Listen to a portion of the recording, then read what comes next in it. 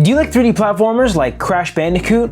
Well, you're in luck, because after 22 years of not being around, a brand new Kao the Kangaroo game is out and ready for you to play. So, let's take an in-depth look at the brand new Kao the Kangaroo game. Kao's had a few appearances in the past, first appearing on that Dreamcast and PC. His debut game, Kao the Kangaroo, was like a Crash 3D platformer with collectibles and simple yet annoyingly frustrating controls and level layouts. That game did well enough that they made a second Kao game called Kao the Kangaroo, Round 2, just a few years later. This game released on PS2, Xbox, GameCube, and PC. This game had some great mechanics and level design, and is the way that people remember Kao the most, and is my personal favorite out of all the previous Kao games. And his last appearance was his third game, Kao the Kangaroo, Mystery of the Volcano, which is the third installment, but was only available on PC at launch. Oh, and there was a Game Boy game and a PlayStation Portable game. Because I was so hyped for Kao's new game, I decided to buy them all, which are really cheap, by the way. I'll put the link in the description. But let's get into the actual reason why we're all here, Kao the Kangaroo 2022. This game looks great, especially coming from the previous game.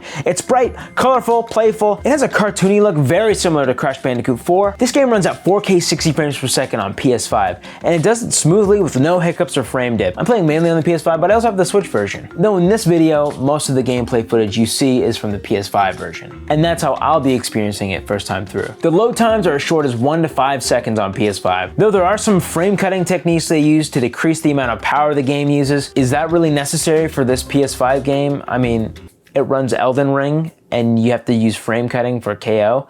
I don't know. And if they had to do it on PS5, how's it gonna look on the Switch? I'll go more in depth about the performance in another video. But other than some slight frame cutting in the distance and minor visual glitches, this game runs great. This game is a love letter to the original Kao games. So many references to the previous titles, like in his idle animation where he skips the skipping rope, or the characters from his past games like this bird named Gadget, which I hate in the other games, it was so frustrating. And one of my favorite callbacks is the classic Kao customization, which you can unlock near the beginning of the game. This makes him look like he did in Kao 2, the fan favorite game in the franchise. Heck, even these nuts are a callback. Ooh, and his beautiful neck when he goes into the water, it stretches out so that he can actually breathe like a submarine kangaroo. Each level is quite long, 15 to 20 minutes or so, but it's fun the whole way through, especially if you're searching for all the collectibles throughout the level. There's many things to collect, like scrolls, gems, coins, these purple things which allow you to go into other levels, the letters K, A, and O, and there's these heart pieces. Every 4 heart piece you get is another extra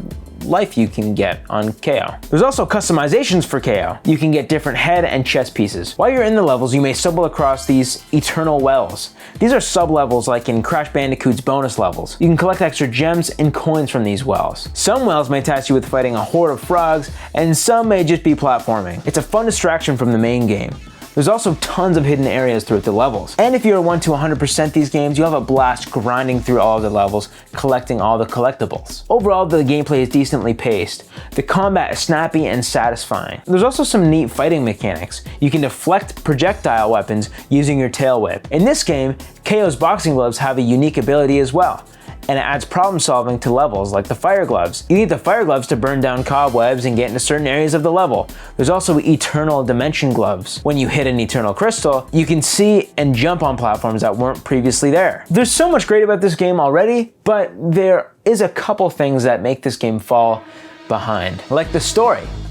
The story is fine and what you would expect for a game that can be played by kids, but it seems a little familiar. The story is what you expect from a kid's game, and it's not terrible to the point where you physically can't stand it. But what you physically can't stand is the cringy wit that the characters spew out.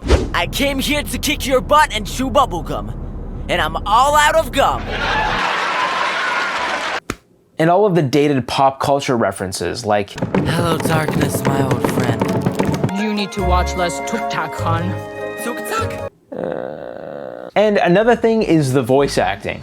I mean, I'm no voice actor myself, but this is just, it just seems like they grabbed this random guy off the side of the road and said, hey, you wanna voice a kangaroo? Someone buried them. I did, with good reason. It was you? The character design is great, but the vocal presentation is lacking. I think the team was trying to make Kao more edgy like Sonic, but it just falls right through because his voice just sounds so childish. It does not sound like Sonic. He's trying to act edgy, but it really doesn't work with his voice, or his voice actor maybe. But the worst thing of all, Oh, the worst thing of all. The absolutely worst and most confusing decision they made for the English version. He doesn't even have an Australian accent! What is this? What the heck is going on here? May? Oh, and this is new. The gloves he has, they're sentient. They talk. We do not know each other, and yet you are already insulting us? And okay, sure, that's fine. That's a design that they made. But to be honest, those were like my only problems with the game. That's it, just the voice acting and culture references, all those things that I just said, that's about as worse as it gets. Everything else is great and it's still a fun time. The music also fits the game perfectly with the marimbas and flutes with pizzicato strings. But it's too loud during the cutscenes. Snoots.